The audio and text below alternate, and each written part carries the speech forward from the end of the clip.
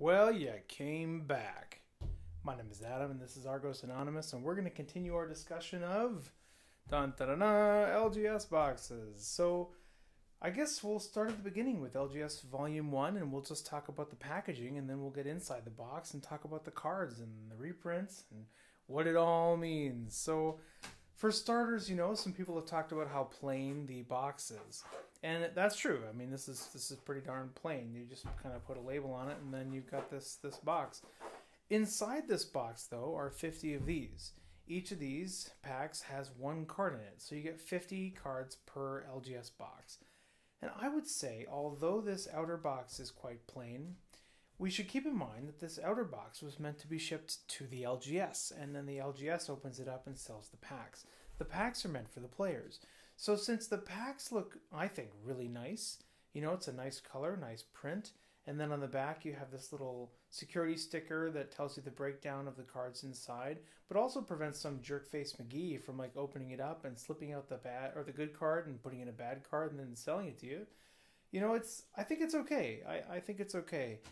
If the boxes were nice, people might collect these, more likely, which could add to sales and maybe, I don't know, give those people something to do. But as it is, it's still okay given how it's being used. So let's go inside and talk about the cards. Each LGS box so far has had one full art foil championship stamped promo card. It's different every time. You're not guaranteed a Shard Beast, but you could get one. And if so, they look really nice. So a note on this, this is a big incentive to buy an LGS pack, because if you get one of these, it depends on which one you get, but if you get a good one, like a Blazewalker Arc, or a Shard Beast, or an Ella, something like that, that's kind of a jackpot. So congratulations in advance. And I think it's going to help sell boxes. And if you help sell boxes, it helps the LGS have a positive experience. And if the LGS has a positive experience with the product, they will like Argent Saga and they will support it. So that is part of the ecosystem. You have to make people want to buy the products in order to have a successful game. So it does raise the question of how many of these exist, right? This is supposedly a top 64 promo from one of the championships. And not all of them were handed out at the championship.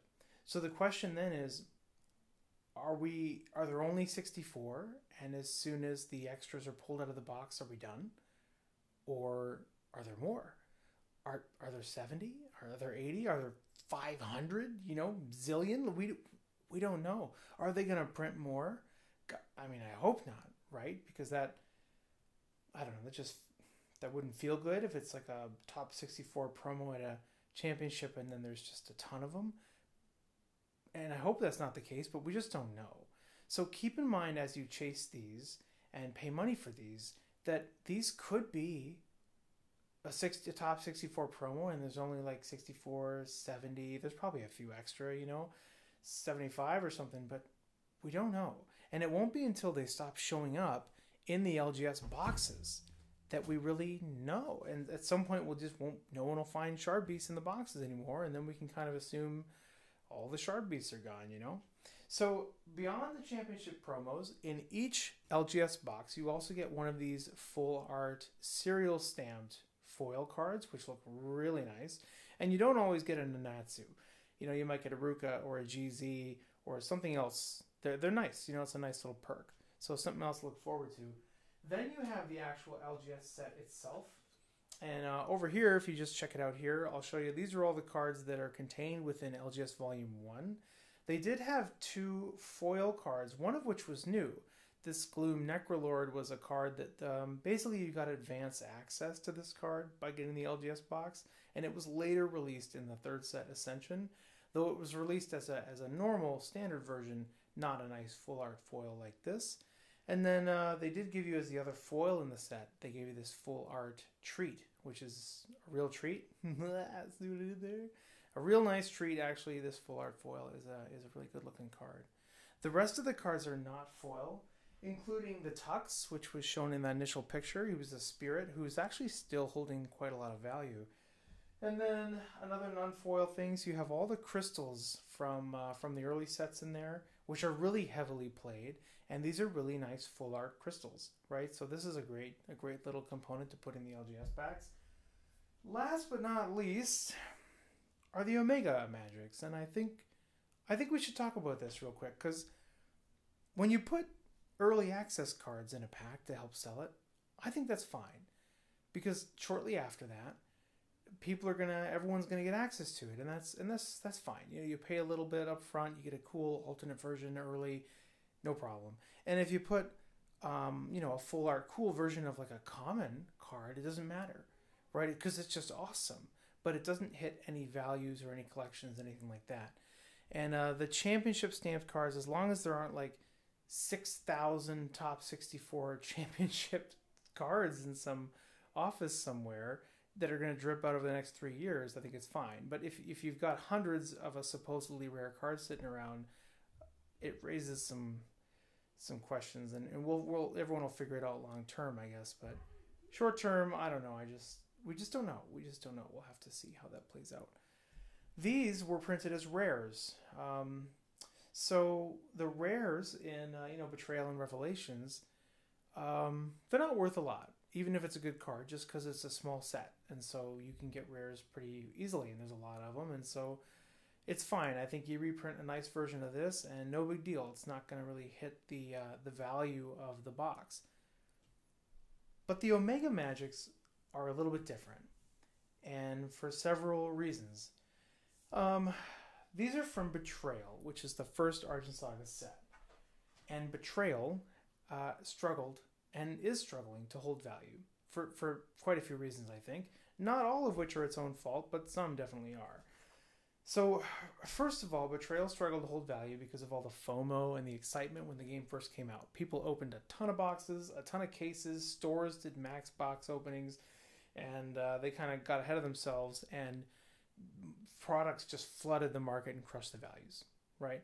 Number two, there were all the printing errors, not in Betrayal 2.0, but in Betrayal 1.0, they had that heavy foiling. And so those cards were being dumped for even less, which helped push all the prices down, I think. Also, people opened more packs to get Betrayal 2.0, which put more cards on the market. And some players left because of all the manufacturing errors and stuff, which put more cards on the market. Plus, the set design is small, so you can get all the cards pretty quickly. And all of the rarest cards in this box are legendary, so you can only have one. So this box has just a bucket of issues surrounding its short-term value. Now, maybe long-term things could go up. One of the things that was holding value was the Omega Magics, particularly Omega Magic Yami, which is a really good card, but also Kaze and Mizu, and maybe not Kasai, right? We'll just put that red-headed Omega Magic in the closet. But these ones are nice, right? And the decision to reprint the Betrayal Omega Magics as LGS Volume 1 Omega Magics just, how many months? Just 6, 7, 8 months, less than a year later, was both cool and questionable, right? Because these are still sitting on the shelves of store owners and players. They're still sitting there, like they're still trying to sell them, and the values of these started to go back up, and then boom, it gets hit with a reprint, and the reprint is full art. So on the one hand, people loved these cards, and they bought a lot of LGS Volume 1 because of it, which supports the LGSs. On the other hand, you're still trying to sell this box, and you're already reprinting some of the best cards in the set. Like, it's still warm, I don't know.